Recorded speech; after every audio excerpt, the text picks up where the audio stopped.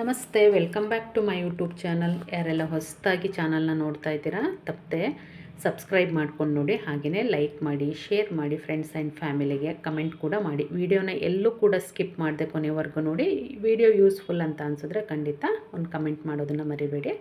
ಇದು ಬಂದು ಬುಧವಾರದ ದಿನದ ವಿಡಿಯೋ ಆಗಿರುತ್ತೆ, ನೋಡ್ತಿರ್ಬೋದು. ನಾನಿಲ್ಲಿ ಬೆಳಿಗ್ಗೆ ಒಂದು 5:15 ಆ ಥರ ಎದ್ದಿರೋದು ನೋಡಿ. ಇನ್ನು ಎಷ್ಟು ಕತ್ಲೆ ಇದೆ ಅಂತೇಳಿ, ಅಂದರೆ ಫೋನಲ್ಲೇ ಬ್ಯಾಕ್ ಲೈಟ್ನ ಆನ್ ಮಾಡಿದ್ದೀನಿ. ಸೊ ಹಾಗಾಗಿ ಸ್ವಲ್ಪ ಬ್ರೈಟ್ ಅಂತ ಅನ್ನಿಸ್ತಿದೆ, ಬಿಟ್ಟರೆ ತುಂಬಾ ಕತ್ಲೆ ಅನಿಸುತ್ತೆ. ಮುಂದೆ ಲೈಟ್ ಆನ್ ಮಾಡಿ, ಕ್ಯಾಮ್ರಾದಲ್ಲೂ ಲೈಟ್ ಆನ್ ಮಾಡಿರೋದ್ರಿಂದ ಇಷ್ಟು ಬೆಳಕಿದೆ. ಬೆಳಿಗ್ಗೆ ಎದ್ದು ಒಂದು ರೌಂಡು, ಅಂದರೆ ಗೇಟ್ ಓಪನ್ ಮಾಡಿದ್ಮೇಲೆ ಎಲ್ಲ ಗಿಡಗಳನ್ನೂ ಒಂದು ರೌಂಡ್ ನೋಡ್ಕೊಂಡು ಬಂದು, ಅದಾದಮೇಲೆ ಯೋಗ ಪ್ರಾಣಾಯಾಮ ಎಲ್ಲ ಮುಗಿಸಿ ಮತ್ತೊಂದು ರೌಂಡ್ ಬಂದಾಗ ಒಂದು 80% ಅರಳಿರುತ್ತೆ. ನಾನು ಬೆಳಿಗ್ಗೆ ಎದ್ದಾಗ ನೋಡ್ತೀನಲ್ಲ, ಆ ಒಂದು ದಾಸವಾಳ ಆಗಿರ್ಬೋದು, ಕೆಲವೊಂದು ಹೂವು ಎಲ್ಲ, ಅದೇ ನಾನು ಯೋಗ ಎಲ್ಲ ಮುಗಿಸಿ ಬಂದು ನೋಡೋಷ್ಟರಲ್ಲಿ ಫುಲ್ ಅರಳಿರುತ್ತೆ ನೋಡಿ. ಯೋಗ ಎಲ್ಲ ಮುಗಿಸಿ ಬರೋಷ್ಟರಲ್ಲಿ ಎಷ್ಟು ಬೆಳಕಾಗಿದೆ, ಎಷ್ಟು ಅರಳಿದೆ ಅಂದ್ಬಿಟ್ಟು ಎಷ್ಟು ವಿಸ್ಮಯ ಅಂತ ಅನಿಸುತ್ತೆ. ಅಂದರೆ 1 ಅವರ್ ಗ್ಯಾಪಲ್ಲೇ ಎಷ್ಟೆಲ್ಲ ಚೇಂಜಸ್ ಇರುತ್ತೆ ಅಂತ ಹೇಳಿ ನೋಡಿ. ನನಗಂತೂ ಬಹಳನೇ ಖುಷಿ ಅನಿಸುತ್ತೆ ಬೆಳಗ್ಗೆ ಹೂವು ಅರಳಿರೋದನ್ನ ನೋಡೋದಕ್ಕೆ. ಇದೆಲ್ಲ ಆದಮೇಲೆ ಬಾಗಿಲಿಗೊಂದು ಪುಟ್ಟದಾದಂಥ ರಂಗೋಲಿ ಡಿಸೈನ್ನ ಹಾಕೋಣ ಬನ್ನಿ. ಇದನ್ನು ಯಾವಾಗಲೂ ಇದೇ ಥರ ಇದನ್ನೇ ಹಾಕೋದು ನಾನು ಹೊಸ್ಲಿಗೆ. ನನಗೆ ಭಾಳ ಖುಷಿ ಈ ಒಂದು ಹೊಸ್ಲಿಗೆ ಫ್ರೀ ಹ್ಯಾಂಡ್ ರಂಗೋಲಿ ಬರುತ್ತಲ್ಲ ಅದು. ಅದಾದಮೇಲೆ ಒಂದು ಚುಕ್ಕಿ ರಂಗೋಲಿನೂ ಕೂಡ ನಾನಿಲ್ಲಿ ಹಾಕ್ಕೊಳ್ತಾ ಇದ್ದೀನಿ.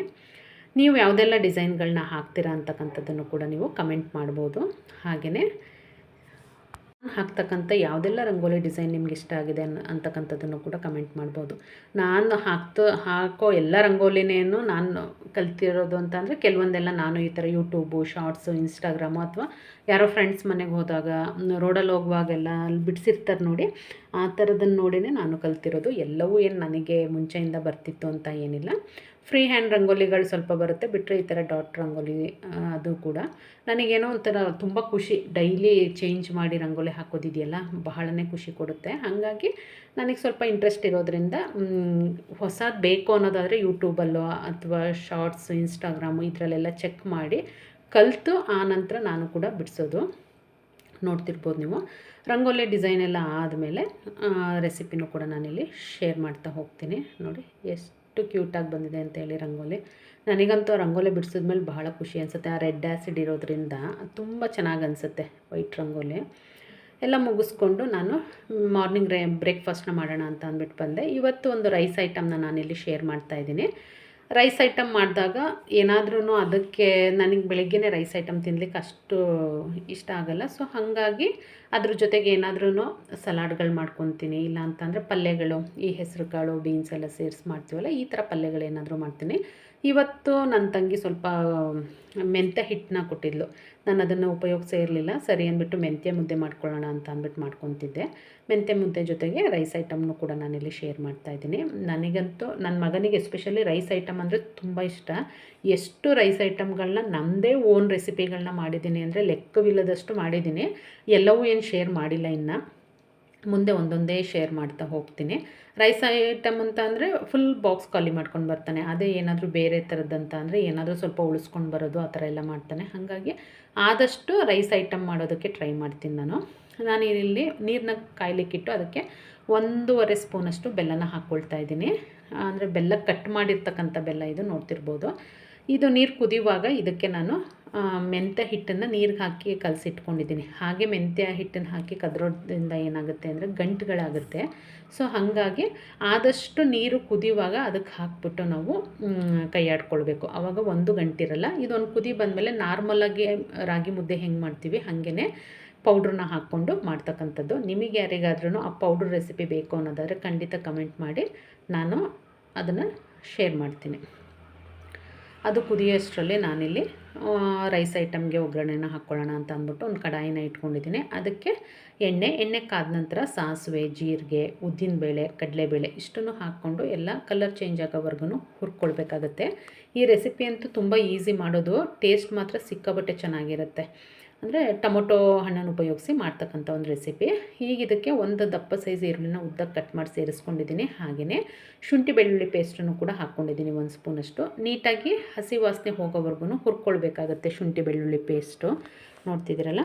ಈಗ ಇದಕ್ಕೆ ನಾನು ಒಂದು 3ರಿಂದ 4 ಹುಳಿ ಟೊಮೊಟೊ ಹಣ್ಣು ಹಾಗೆಯೇ ಒಂದು 2 ಬ್ಯಾಡಗಿ ಮೆಣಸಿನ್ಕಾಯಿನ ಸೇರಿಸಿ ಗ್ರೈಂಡ್ ಮಾಡಿ ಇಟ್ಕೊಂಡಿದ್ದೀನಿ, ನೋಡ್ತಿರ್ಬೋದು ನೀವು. ಈಗ ಈ ಮಿಶ್ರಣನ ನಾವು ಈರುಳ್ಳಿ ಒಗ್ಗರಣೆ ಏನಿದೆ ಅದಕ್ಕೆ ಸೇರಿಸ್ಕೊಳ್ಳೋಣ. ಸೇರಿಸ್ಕೊಂಡು ಒಂದು 2 ನಿಮಿಷ ಕೈ ಆಡಾದಮೇಲೆ ಅದಕ್ಕೆ 1 ಸ್ಪೂನಷ್ಟು ಅಚ್ಕಾರದ ಪುಡಿ, ಅರ್ಧ ಸ್ಪೂನಷ್ಟು ಧನಿಯಾ ಪುಡಿ, ಒಂದು ಅರ್ಧ ಸ್ಪೂನಷ್ಟು ಗರಂ ಮಸಾಲ, ಹಾಗೆಯೇ ಒಂದು 1/4 ಸ್ಪೂನಷ್ಟು ಅರಿಶಿನದ ಪುಡಿನೂ ಕೂಡ ಸೇರಿಸ್ಕೊಂಡಿದ್ದೀನಿ. ಇದಕ್ಕೆ ಒಂದು 2 ಕಡ್ಡಿ ಕರಿಬೇವು ಎಲೆಗಳನ್ನು ಕೂಡ ನಾನಿಲ್ಲಿ ಸೇರಿಸ್ಕೊಳ್ತಾ ಇದ್ದೀನಿ. ಎಲ್ಲನೂ ನೀಟಾಗಿ ಮಿಕ್ಸ್ ಮಾಡ್ಕೊಳ್ಬೇಕಾಗತ್ತೆ.